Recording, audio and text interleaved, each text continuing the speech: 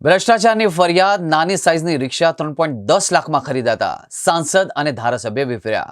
સરપંચે રિક્ષા ન લીધી. કૃષિ વિજ્ઞાન કેન્દ્ર ખાતે કાર્યક્રમમાં સાંસદ મનસુખ વસાવા અને ધારાસભ્ય ચૈતર વસાવા હાજર રહ્યા હતા. નર્મદા જિલ્લામાં સરકારી યોજનામાં મોટા પાયે ભ્રષ્ટાચાર થતો હોવાની ફરિયાદો ઉઠી રહી છે.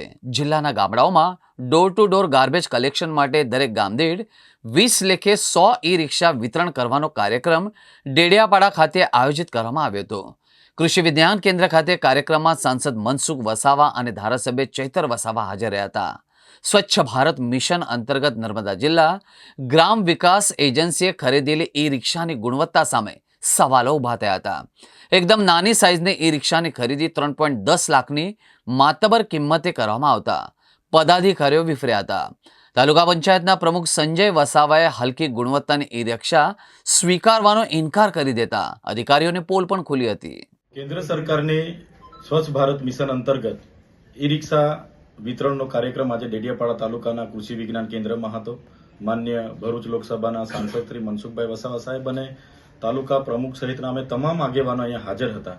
ત્યારે અમને એવું હતું પ્રાથમિક તબક્કે કે ઈ-રિક્ષામાં 3,10,000નું એસ્ટિમેટ બનાવ્યું છે, તો કોઈ સારું વાહન હશે કે જેના કારણે આ સ્વચ્છતાને લઈને ગંભીરતા હશે. પણ કેન્દ્ર સરકાર હોય કે રાજ્ય સરકાર હોય, અનેક પ્રકારની કલ્યાણકારી યોજનાઓ અમલીકરણમાં મૂકતી હોય છે, પણ એમની નીચેના કેટલાક અધિકારીઓ, કેટલીક એજન્સીના લોકો અને કેટલાક એમના વચટિયાઓ ભેગા મળીને એને એમના મનગમતા બિનજરૂરી સાધનો ઠોકી બેસાડે છે, જેનું ઉત્તમ ઉદાહરણ આ ઈ-રિક્ષા છે. આજે નાનકડું છકડું જે બજાર કિંમત 1.5 લાખ હોય એની ડબલ ગણા 2 ગણી એસ્ટિમેટની રકમ વસૂલીને અહીંયા સરપંચોને આપવા માટે અમને બોલાવ્યા હતા, પણ એનો અમે વિરોધ કરીએ છીએ. જે પ્રકારે ભૂતકાળમાં નલ સે જલ યોજના અહીંયા થઈ ગઈ અને એના નિભાવણી અને મરામત માટે પંચાયતને જવાબદાર ઠેરવવામાં આવે છે, એવી જ રીતના ભૂતકાળમાં નર્મદા જિલ્લાને ખુલ્લામાં શૌચમુક્ત જિલ્લો જાહેર કર્યો છે કે 100% શૌચાલયો બની ગયા છે.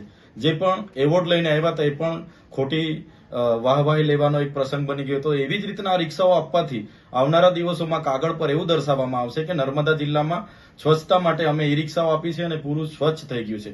એટલે આવા અનેક દાખલાઓ અમે જોયા છે, જેના કારણે અમે આ ઈ-રિક્ષાનો પ્રોગ્રામ બધા જ એક સુરે એનો વિરોધ કરીએ છીએ. અને જે પણ એસ્ટિમેનો બન્યા છે, એસ્ટિમેટના આધારે સારું વાહન પંચાયતવાળાને આપવામાં આવે અને સાયરન કે એની ડ્રાઈવર, એનું મેન્ટેનન્સ, એનું ડીઝલ, તમામ વસ્તુ સાથે ગ્રામ પંચાયતને આપવામાં આવે, ગ્રામ પંચાયતની માંગણી લેવામાં આવે, એવી અમારી સ્પષ્ટ માંગણી છે. આ ઈ-રિક્ષાઓ નર્મદા જિલ્લામાં 100 જેટલી આપી છે અને આખા ટ્રાયબલ વિસ્તારોમાં જેટલી પણ આપી હશે એ તમામનો અમે આવનારા સમયમાં વિરોધ કરીશું અને સરકારશ્રીનું ધ્યાન દોરીશું અને જે પણ લોકો આમાં જવાબદાર હશે એમના પર કાર્યવાહી કરવાની માંગ કરીશું. ચેતનભાઈ, કયા ડિપાર્ટમેન્ટની યોજના હતી?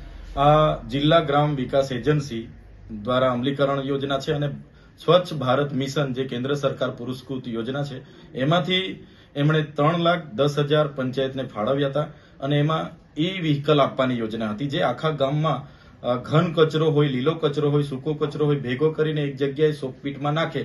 પણ આ એજન્સીએ એ યોજનાના હેતુફેર કરીને એકદમ 1 મહિનો પણ ના ચાલે એવી નાની છકડી લાવીને, એ નાનું સાધન લાવીને પંચાયતને પધરાવવાનું, એ પણ અમારા જેવા સાંસદશ્રી અને અમારા હાથે વિતરણ કરવાનું, જે ખોટું છે. જે અમે વિતરણ કરીશું મહિનામાં બગડશે તો અમારા પર માછલા ધોવાય એવું છે. એટલે અમે આ ઈ લોકાર્પણનો વિરોધ કરીએ છીએ અને આમાં આવનારા દિવસોમાં ફેરફાર થાય, પંચાયતને પૂછીને વાહન મૂકવામાં આવે એવી અમારી માંગણી છે.